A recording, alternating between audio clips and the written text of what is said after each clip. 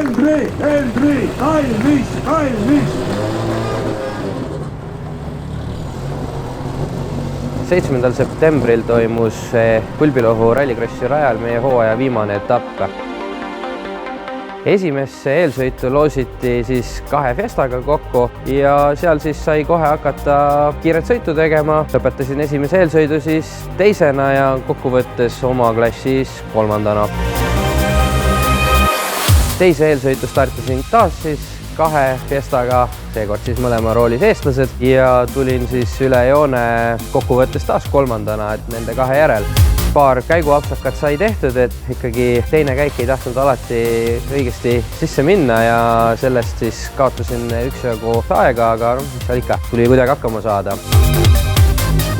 3. eelsõidus siis sain taas kord kokkuvõttes nende sama 2 Fiesta järel 3. aja. Enne finaali saigi siis mõeldud, et autot kuidagi lõhkuma, lammutuma ei lähe. Stardis sai siis normaalselt ära võetud, kukkusin seal 4. korra ja mõtlesin, et üritan siis neid 2 Fiestat veel püüda. Läksin natukene liiga agaraks ja kohe esimesel ringil hüppesse läksin liiga suure hooga. Jällegi esimese kurvi järgselt sealt, kus läheb mäest alla, minu arust raja üks ägedamaid kohti on see.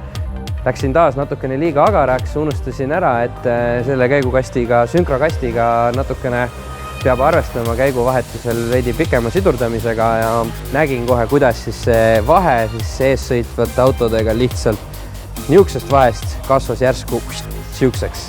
Terve 1,5 kurvi ära nad läksid. Üle finišijoones edasin ma siis 3. veeresingi.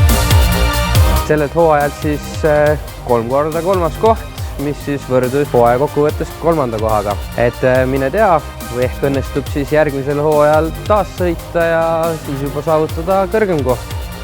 Loodetavasti näeme järgmisel hooajal. Tšau!